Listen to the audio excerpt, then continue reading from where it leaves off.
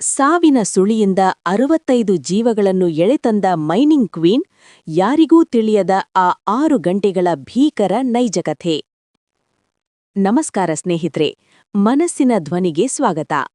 ನಾವು ಸೋಲನ್ನು ಕಂಡಾಗ ಅಥವಾ ಸಣ್ಣ ಕಷ್ಟ ಬಂದಾಗ ಇದು ನನ್ನ ಕೈಲಿಂದ ಆಗಲ್ಲ ಎಂದು ಕೈಚೆಲ್ಲುತ್ತೇವೆ. ಆದರೆ 350 ಅಡಿ ಆಳದ ಕತ್ತಲೆಯಲ್ಲಿ, ಉಸಿರಾಡಲು ಗಾಳಿಯಿಲ್ಲದೆ, ಸಾವಿನ ನೀರು ಸುತ್ತುವರಿದಾಗ ಒಬ್ಬ ಮಹಿಳೆ ಇಡೀ ಸಾವಿನ ವಿರುದ್ಧವೇ ಯುದ್ಧ ಸಾರಿದರೆ? ಹೌದು, ಇದು 1989ರ ನವೆಂಬರ್ 13ರಂದು ಪಶ್ಚಿಮ ಬಂಗಾಳದ ರಾಣಿಗಂಜ್ನಲ್ಲಿ ನಡೆದ ರೋಚಕ ಸತ್ಯಘಟನೆ. ಮಹಾವೀರ್ ಕಲ್ಲಿದ್ದಲು ಗಣಿ. ಪ್ರತಿದಿನದಂತೆ ಅಂದೂ ಕೂಡ ನೂರಾರು ಕಾರ್ಮಿಕರು ಭೂಮಿಯ ಆಳಕ್ಕೆ ಇಳಿದಿದ್ದರು. ಅವರ ಮುಖದ ಮೇಲೆ ಕಲ್ಲಿದ್ದಲಿನ ಧೂಳು, ಕೈಯಲ್ಲಿ ಹಾರೆ ಪಿಕಾಸಿ. ಅವರೆಲ್ಲರಿಗೂ ಅದು ಸಾಮಾನ್ಯ ದಿನವಾಗಿತ್ತು. ಆದರೆ ಭೂಮಿಯ ಒಳಗಡೆ ಒಂದು ಭೀಕರ ಅಪಾಯ ಅವರಿಗಾಗಿ ಕಾಯುತ್ತಿತ್ತು. ದುರಂತದ ಆರಂಭ. ಬೆಳಿಗ್ಗೆ ಸುಮಾರು 4 ಗಂಟೆ. ಕಾರ್ಮಿಕರು ಕೆಲಸದಲ್ಲಿ ಮಗ್ನರಾಗಿದ್ದಾಗ ಇದ್ದಕ್ಕಿದ್ದಂತೆ ಒಂದು ಜೋರಾದ ಶಬ್ದ ಕೇಳಿಸಿತು. ಗಣಿಯ ಗೋಡೆಯೊಂದು ಬಿರುಕುಬಿಟ್ಟಿತು. ಪಕ್ಕದಲ್ಲೇ ಇದ್ದ ಹಳೆಯ ಗಣಿಯಲ್ಲಿದ್ದ ಲಕ್ಷಾಂತರ ಲೀಟರ್ ನೀರು ಭೀಕರ ವೇಗದಲ್ಲಿ ಒಳನುಗ್ಗಿತು. ಕೇವಲ ನಿಮಿಷಗಳಲ್ಲಿ ಇಡೀ ಗಣಿ ಕೆರೆಯಂತಾಯಿತು.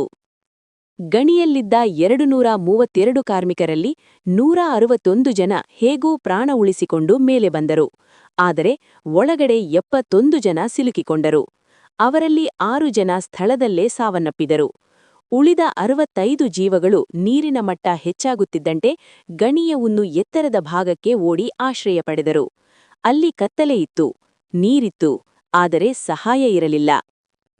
ಮೇಲೆ ಇದ್ದ ಅಧಿಕಾರಿಗಳು ಬೆಚ್ಚಿಬಿದ್ದರು. ಇನ್ನೂ ಇವರನ್ನು ಉಳಿಸಲು ಸಾಧ್ಯವಿಲ್ಲ, ಗಣಿಯನ್ನು ಮುಚ್ಚಿಬಿಡೋಣ ಎಂಬ ಮಾತುಗಳು ಕೇಳಿಬಂದವು. ಒಳಗೆ ಸಿಲುಕಿದ್ದ ಕಾರ್ಮಿಕರ ಕುಟುಂಬಸ್ಥರ ಆಕ್ರಂದನ ಮುಗಿಲು ಮುಟ್ಟಿತ್ತು.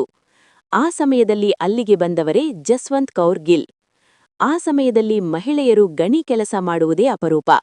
ಇವರು ಗಣಿ ಸುರಕ್ಷತಾ ಇಂಜಿನಿಯರ್ ಆಗಿದ್ದರು. ಆಗ ತಾನೇ ಕೆಲಸಕ್ಕೆ ಸೇರಿದ್ದರೂ ಅವರಲ್ಲಿ ಹಿರಿಯ ಇಂಜಿನಿಯರ್ಗನಿಗಿಂತಲೂ ಹೆಚ್ಚು ಧೈರ್ಯವಿತ್ತು. ನೀರು ಹೊರತೆಗೆಯಲು ವರ್ಷಗಳೇ ಬೇಕು ಎಂದು ಎಲ್ಲರೂ ವಾದಿಸಿದಾಗ ಜಸ್ವಂತ್ ಅವರು ಕ್ಯಾಪ್ಸ್ಯೂಲ್ ಟೆಕ್ನಿಕ್ ಬಗ್ಗೆ ಪ್ರಸ್ತಾಪಿಸಿದರು. ಮೇಲೆ ಒಂದು ಸಣ್ಣ ರಂಧ್ರ ಕೊರೆದು ಅದರಲ್ಲಿ ಕಬ್ಬಿಣದ ಪೆಟ್ಟಿಗೆಯನ್ನು ಇಳಿಸಿ ಕಾರ್ಮಿಕರನ್ನು ಮೇಲೆ ತರುವ ಸಾಹಸವದು. ಆದರೆ ಒಬ್ಬ ಮಹಿಳೆ ಈ ರಿಸ್ಕ್ ತಗೊಳ್ಳುವುದನ್ನು ನೋಡಿ ಎಲ್ಲರೂ ಹೀಯಾಳಿಸಿದರು. ಇದು ಅಸಾಧ್ಯ ಎಂದು ಕೂಗಾಡಿದರು. ಯಾರೂ ಮುಂದೆ ಬರದಿದ್ದಾಗ ಜಸ್ವಂತ್ ಅವರೇ ಸ್ವತಃ ಆ ಪುಟ್ಟ ಕಬ್ಬಿಣದ ಕ್ಯಾಪ್ಸ್ಯೂಲ್ ಒಳಗೆ ಕುಳಿತಿದ್ದರು. 350 ಅಡಿ ಆಳಕ್ಕೆ ಆ ಪೆಟ್ಟಿಗೆ ಇಳಿಯುತ್ತಿದ್ದಂತೆ ಮೇಲಿದ್ದವರ ಉಸಿರು ನಿಂತಂಟಾಗಿತ್ತು. ಒಂದು ವೇಳೆ ಸರಕಳಿ ಕತ್ತರಿಸಿದ್ದರೆ ಅಥವಾ ಕ್ಯಾಪ್ಸ್ಯೂಲ್ ಮಣ್ಣಿನಲ್ಲಿ ಸಿಲುಕಿದ್ದರೆ ಅವರು ಅಲ್ಲಿಯೇ ಸಮಾಧಿಯಾಗುತ್ತಿದ್ದರು. ಕೆಳಗೆ ತಲುಪಿದಾಗ ಅಲ್ಲಿನ ದೃಶ್ಯ ಹೃದಯ ವಿದ್ರಾವಕವಾಗಿತ್ತು. ಕಾರ್ಮಿಕರು ಹಸಿವು, ಭಯದಿಂದ ನಡುಗುತ್ತಿದ್ದರು. ಜಸ್ವಂತ್ ಅವರು ಒಬ್ಬ ತಾಯಿಯಂತೆ ಅವರಿಗೆ ಧೈರ್ಯ ತುಂಬಿದರು. ನಾನು ನಿಮ್ಮನ್ನು ಇಲ್ಲಿ ಬಿಟ್ಟು ಹೋಗಲ್ಲ ಎಂದು ಭರವಸೆ ನೀಡಿದರು. ನಂತರ ಶುರುವಾಯಿತು ಆ ಮಹಾ ಹೋರಾಟ. ಒಬ್ಬೊಬ್ಬರನ್ನೇ ಆ ಪೆಟ್ಟಿಗೆಯಲ್ಲಿ ಕೂಳಿಸಿ ಮೇಲೆ ಕಳುಹಿಸುವುದು. ಒಂದೊಂದೇ ಪ್ರಾಣಗಳು ಮೇಲೆ ಹೋಗುತ್ತಿದ್ದವು. 10, 30, 50 ಹೀಗೆ ಸಮಯ ಕಳೆಯುತ್ತಿತ್ತು. ಜಸ್ವಂತ್ ಅವರಿಗೆ ಹೊರಗಿನ ಗಾಳಿಯಿಲ್ಲದೆ ಉಸಿರಾಟ ಕಷ್ಟವಾಗುತ್ತಿತ್ತು. ಮೇಲಿದ್ದವರು ನೀವು ಮೊದಲು ಬನ್ನಿ ಎಂದಾಗ ಅವರು ಇಲ್ಲ, ನನ್ನ ಕೊನೆಯ ಕಾರ್ಮಿಕ ಮೇಲೆ ಹೋಗುವವರೆಗೂ ನಾನು ಬರಲ್ಲ ಎಂದು ಪಟ್ಟು ಹಿಡಿದರು. ಕೊನೆಗೆ ಎಲ್ಲರೂ ಸುರಕ್ಷಿತವಾಗಿ ಮೇಲೆ ಬಂದಾಗ ಇಡೀ ದೇಶವೇ ಸಂಭ್ರಮಿಸಿತು. ಸ್ನೇಹಿತರೆ, ಜಸ್ವಂತ್ ಕೌರ್ ಅವರ ಈ ಕಥೆ ನಮಗೆ ಕಲಿಸುವುದೇನೆಂದರೆ, ಸಂಕಷ್ಟಗಳು ಬಂದಾಗ ದಾರಿ ತೋರಿಸುವವರಿಗಾಗಿ ಕಾಯಬೇಡಿ, ನೀವೇ ಆ ದಾರಿಯಾಗಿ ಬದಲಾಗಿ. ಜಸ್ವಂತ್ ಕೌರ್ ಅವರು ಅಂದು ಹೆದರಿದ್ದರೆ ಇಂದು ಆ 65 ಕುಟುಂಬಗಳು ಇರಲಿಲ್ಲ. ಆ ದಿನ ಒಬ್ಬ ಮಹಿಳೆಯ ಧೈರ್ಯದಿಂದ ದಶಕಕ್ಕೂ ಹೆಚ್ಚು ಕುಟುಂಬಗಳು ತಮ್ಮ ಪ್ರೀತಿ ಪಾತ್ರರನ್ನು ಮತ್ತೆ ಕಂಡವು. ಈ ಸಾಹಸಕ್ಕಾಗಿ ಭಾರತ ಸರ್ಕಾರವು ಅವರಿಗೆ ಪದ್ಮಶ್ರೀ ಪ್ರಶಸ್ತಿಯನ್ನು ನೀಡಿತು. ಜಸ್ವಂತ್ ಕೌರ್ ಗಿಲ್ ಭಾರತದ ಮೊದಲ ಮಹಿಳಾ ಮೈನಿಂಗ್ ಇಂಜಿನಿಯರ್ ಮಾತ್ರವಲ್ಲ, ಅವರು ಧೈರ್ಯಕ್ಕೆ ಒಂದು ಪ್ರತೀಕ. ಈ ಕಥೆ ನಮಗೊಂದು ಪಾಠ ಹೇಳುತ್ತದೆ. ಧೈರ್ಯ ಹೃದಯದಲ್ಲಿದ್ದರೆ ಅಸಾಧ್ಯವೂ ಸಾಧ್ಯವಾಗುತ್ತದೆ. ಒಬ್ಬ ವ್ಯಕ್ತಿಯ ಧೈರ್ಯ ಅನೇಕ ಜನರ ಜೀವನವನ್ನು ಬದಲಾಯಿಸಬಹುದು.